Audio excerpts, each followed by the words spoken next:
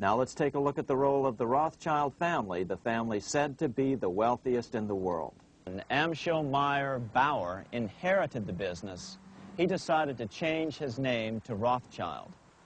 Amschel soon learned that loaning money to governments and kings was more profitable than loaning to private individuals. Not only were the loans bigger, but they were secured by the nation's taxes. Mayer Rothschild had 5 sons. He trained them all in the skills of money creation, then sent them out to the major capitals of Europe to open branch offices of the family banking business. His first son, Amschel Meyer, stayed in Frankfurt to mind the hometown bank. His second son, Solomon, was sent to Vienna. His third son, Nathan, was clearly the most clever. He was sent to London at age 21 in 1798, 100 years after the founding of the Bank of England. His fourth son, Karl, went to Naples, and his fifth son, Jacob, went to Paris. The Rothschilds soon grew unbelievably wealthy. By the mid-1800s, they dominated all European banking and were certainly the wealthiest family in the world. They financed Cecil Rhodes, making it possible for him to establish a monopoly over the diamond and gold fields of South Africa. In America, they financed the Harrimans and railroads, the Vanderbilts and railroads and the press, and Carnegie in the steel industry, among many others. In fact, during World War I, J.P. Morgan was thought to be the richest man in America. But after his death, it was discovered that he was actually only a lieutenant of the Rothschilds. By 1850, James Rothschild, the heir of the French branch of the family, was said to be worth 600 million French francs, 150 million more than all the other bankers in France put together. He built this mansion called Ferrier, just east of Paris. Wilhelm I, on seeing it, exclaimed, "Kings couldn't afford this. It could only belong to a Rothschild." Money changers, those who loan out and manipulate the quantity of money, were active in medieval England. In fact, they were so active that acting together, they could manipulate the entire English economy. These were not bankers per se. The money changers generally were the goldsmiths. They were the first bankers because they started keeping other people's gold for safekeeping in their vaults. The first paper money was merely a receipt for gold left at the goldsmith. Paper money caught on because it was more convenient than carrying around a lot of heavy gold and silver coins. Eventually, goldsmiths noticed that only a small fraction of the depositors ever came in and demanded their gold at any one time. Goldsmiths started cheating on the system. They discovered that they could print more money than they had gold, and usually no one would be the wiser. Then they could loan out this extra money and collect interest on it. This was the birth of fractional reserve banking. That is, loaning out many times more money than you have assets on deposit. So, if $1,000 in gold were deposited with them, they could loan out about $10,000 in paper money and draw interest payments on it, and no one would ever discover the deception. By this means, goldsmiths gradually accumulated more and more wealth and used this wealth to accumulate more and more gold. Today, this practice of loaning out more money than there are reserves is known as fractional reserve banking. Every bank in the United States is allowed to loan out at least 10 times more money than they actually have. That's why they get rich on charging, let's say, 8% interest. It's not really 8% per year, which is their income. It's 80%. That's why bank buildings are always the largest in town. When Queen Mary's sister, Queen Elizabeth I, took the throne, she was determined to regain control over English money. Her solution was to issue gold and silver coins from the public treasury and take the control over the money supply away from the money changers. Oliver Cromwell finally overthrew King Charles, purged the Parliament, and put the king to death. the money changers were immediately allowed to consolidate their financial power. The result was that for the next 50 years, the money changers plunged Great Britain into a series of costly wars. They took over a square mile of property in the center of London, known as the City of London. This area today is still known as one of the 3 predominant financial centers of the world. By the end of the 1600s, England was in financial ruin. 50 years of more or less continuous wars with France and Holland had exhausted her. Frantic government officials met with the money changers to beg for the loans necessary to pursue their political purposes. The price was high: a government-sanctioned, privately owned bank which could issue money created out of nothing. It was to be the modern world's first privately owned central bank, the Bank of England. Although it was deceptively called the Bank of England to make the general population think it was part of the government, it was not. Like any other private corporation, the Bank of England sold shares to get started. The investors, whose names were never revealed, were supposed to put up £1.25 million British pounds in gold coin to buy their shares in the bank. The bank was duly chartered in 1694 and started out in the business of loaning out several times the money it supposedly had in reserves, all at interest. In exchange, the new bank would loan British politicians as much of the new currency as they wanted, as long as they secured the debt by direct taxation of the British people. So, legalization of the Bank of England amounted to nothing less than legal counterfeiting of a national currency for private gain. Unfortunately, nearly every nation now has a privately controlled central bank using the Bank of England as the basic model. Such is the power of these central banks that they soon take total control over a nation's economy. It soon amounts to nothing but a plutocracy, ruled by the rich. The central bank scam is really a hidden tax. The nation sells bonds to the central bank to pay for things it does not have the political will to raise taxes to pay for. But the bonds are purchased with money the central bank creates out of nothing. More money in circulation makes your money worth less. The government gets as much money as it needs, and the people pay for it in inflation.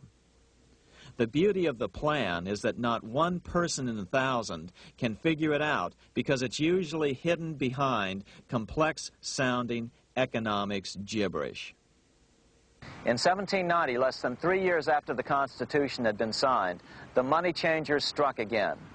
The newly appointed first Secretary of the Treasury, Alexander Hamilton, proposed a bill to the Congress calling for a new, privately owned central bank. Coincidentally, that was the very year that Amschel Rothschild made his pronouncement from his flagship bank in Frankfurt. Let me issue and control a nation's money, and I care not who writes the laws. After a year of intense debate, in 1791, Congress passed the bill and gave it a 20-year charter. The new bank was to be called the First Bank of the United States, or BUS. The bank was given a monopoly on printing U.S. currency, even though 80% of its stock would be held by private investors. The other 20% would be purchased by the U.S. government. Like the Bank of England, the name of the Bank of the United States was deliberately chosen to hide the fact that it was privately controlled. And like the Bank of England, the names of the investors in the bank were never revealed. Many years later, it was a common saying that the Rothschilds were the power behind the old Bank of the United States.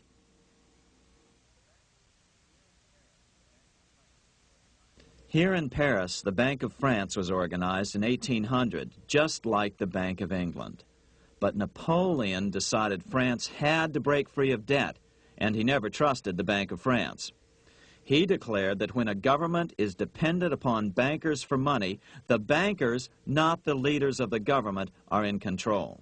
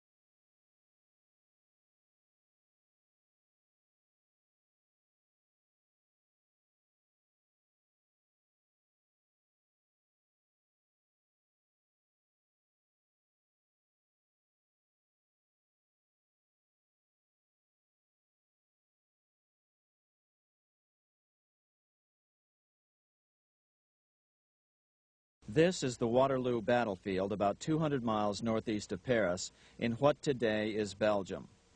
Here Napoleon suffered his final defeat, but not before thousands of French and Englishmen gave their lives on a steamy summer day in July of 1815. The outcome was certainly in doubt.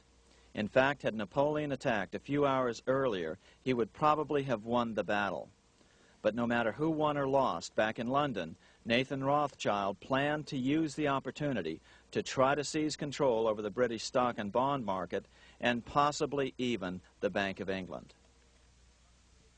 Rothschild stationed a trusted agent, a man named Rothworth, on the north side of the battlefield, closer to the English Channel. Once the battle had been decided, Rothworth took off for the Channel. He delivered the news to Nathan Rothschild a full 24 hours before Wellington's own courier. Rothschild hurried to the stock market and took up his usual position in front of an ancient pillar. All eyes were on him. The Rothschilds had a legendary communications network. If Wellington had been defeated and Napoleon was loose on the continent again, Britain's financial situation would become grave indeed. Rothschild looked saddened. He stood there motionless, eyes downcast. Then suddenly he began selling. Other nervous investors saw that Rothschild was selling. It could only mean one thing: Napoleon must have won, Wellington must have lost. The market plummeted.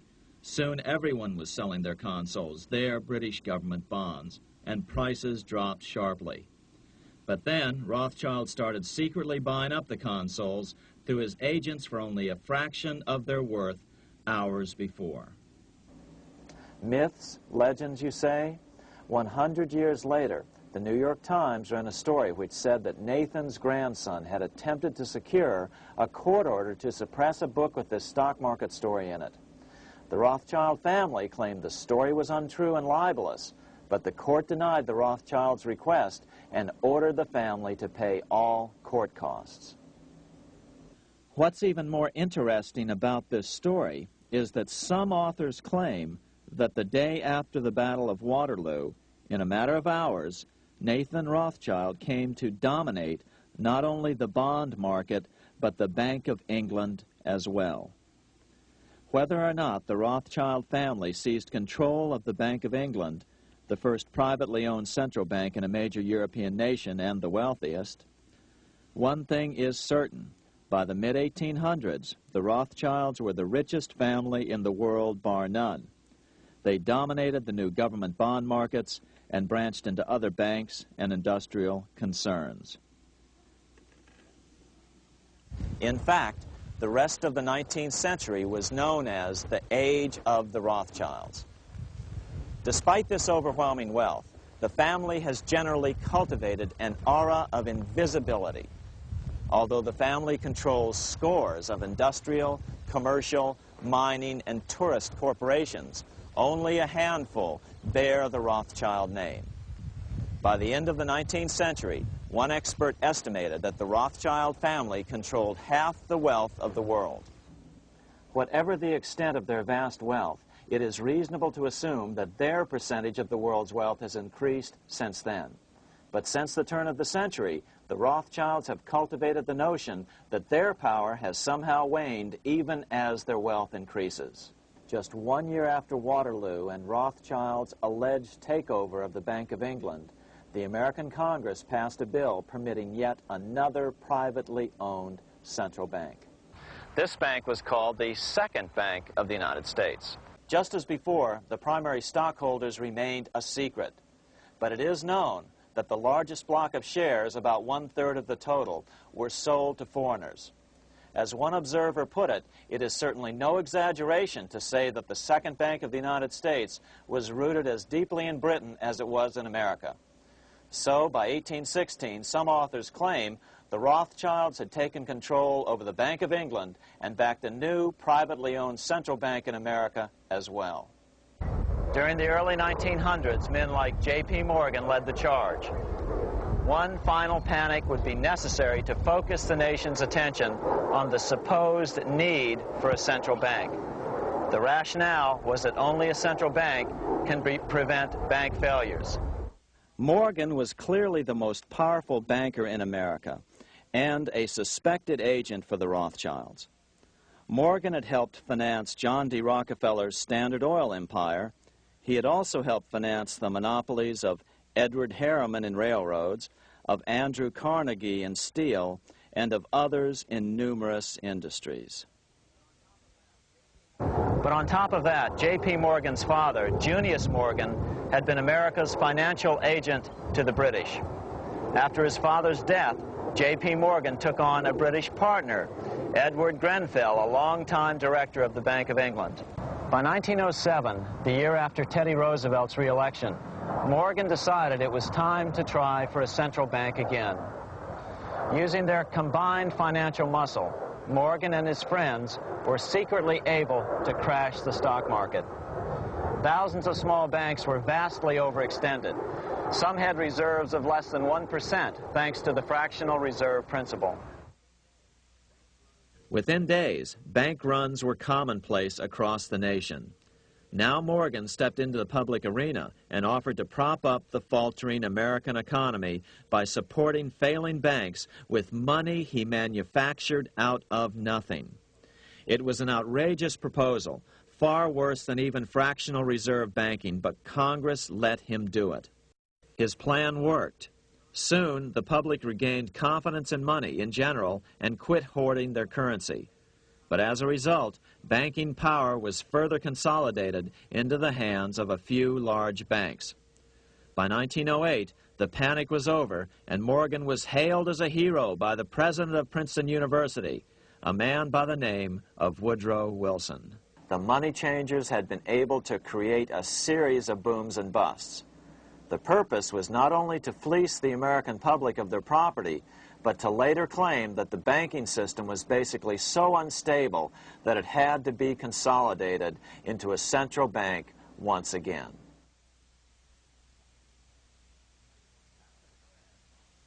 After the crash, Teddy Roosevelt, in response to the panic of 1907, signed into law a bill creating something called the National Monetary Commission. Of course, the commission was packed with Morgan's friends and cronies. The chairman was a man named Senator Nelson Aldrich from Rhode Island. Aldrich represented the Newport, Rhode Island homes of America's richest banking families. His daughter married John D. Rockefeller, Jr., and together they had 5 sons: John, Nelson, who would become vice president in 1974, Lawrence, Winthrop, and David, the head of the Council on Foreign Relations and former chairman of Chase Manhattan Bank. As soon as the National Monetary Commission was set up, Senator Aldrich immediately embarked on a 2-year tour of Europe, where he consulted at length with the private central bankers in England, France, and Germany. The total cost of his trip alone to the taxpayers was $300,000, an astronomical sum in those days. Shortly after his return, on the evening of November 22, 1910, some of the wealthiest and most powerful men in America boarded Senator Aldrich's private rail car and in the strictest secrecy journeyed to this place, Jekyll Island, off the coast of Georgia. With the group came Paul Warburg. Warburg had been given a $500,000 per year salary to lobby for the passage of a privately owned central bank in America by the investment firm Kuhn, Loeb & Company. Warburg's partner in this firm was a man named Jacob Schiff, the grandson of the man who shared the Green Shield house with the Rothschild family in Frankfurt. Schiff, as we'll find out later, was in the process of spending $20 million to finance the overthrow of the Tsar in Russia. These 3 European banking families, the Rothschilds, the Warburgs, and the Schiffs, were interconnected by marriage down through the years, just as their American banking counterparts, the Morgans, Rockefellers, and Aldriches were. Secrecy was so tight that all 7 primary participants were cautioned to use only first names to prevent servants from learning their identities. Years later, one participant, Frank Vanderlip, president of National City Bank of New York and a representative of the Rockefeller family, confirmed the Jekyll Island trip in a February 9, 1935 edition of the Saturday Evening Post. The participants came here to figure out how to solve their major problem, how to bring back a privately owned central bank. All the participants knew that these problems could be hammered out into a workable solution. But perhaps their biggest problem was a public relations problem, the name of the new bank. That discussion took place right here in this room, one of the many conference rooms in this sprawling hotel, today known as the Jekyll Island Club Hotel. Aldrich believed that the word bank should not even appear in the name. Warburg wanted to call the legislation the National Reserve Bill or the Federal Reserve Bill. The idea here was to give the impression that the purpose of the new central bank was to stop bank runs, but also to conceal its monopoly character. After 9 days at Jekyll Island, the group dispersed. The new central bank would be very similar to the old Bank of the United States. It would be given a monopoly over U.S. currency and create that money out of nothing. Like the pharaohs of ancient Egypt who built their empire with the help of a grand vizier, Queen Elizabeth II also has a grand vizier, serves as her most trusted advisor. His name is Lord Evelyn Rothschild, and he is the second wealthiest and most powerful person on earth. He is also Lord of the world's financial capital, the city-state of London. Lord Rothschild and his ring of power hide their identities behind 13 city council members who stand in as their representatives.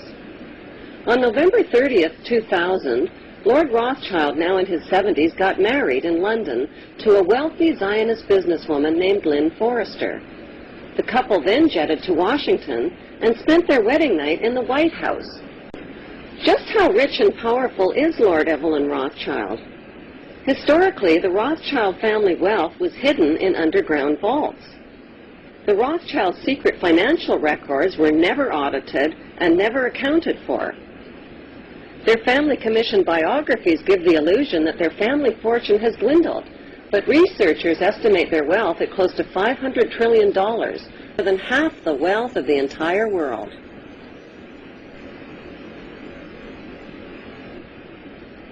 Besides their many castles, palace mansions, wineries, racehorses, and exotic resorts, the Rothschilds bought Reuters in the 1800s.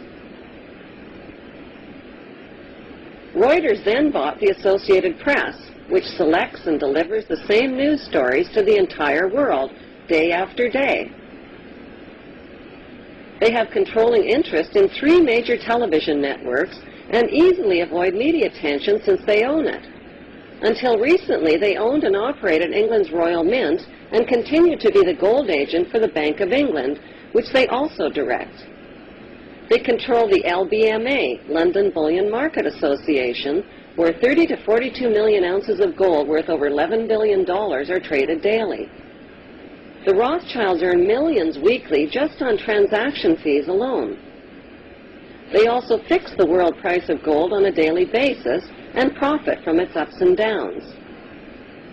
Over the centuries, the Rothschilds have amassed trillions of dollars worth of gold bullion in their subterranean vaults and have cornered the world's gold supply. They own controlling interest in the world's largest oil company, Royal Dutch Shell.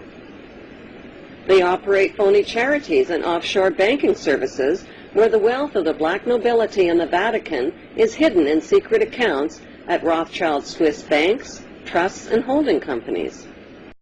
How did Evelyn Rothschild become the filthy rich Grand Vizier to Queen Elizabeth II and godfather of the black nobility? By birth, Evelyn Rothschild is the great-great-great-grandson of Mayor Rothschild and is passing the godfathership down to David de Rothschild.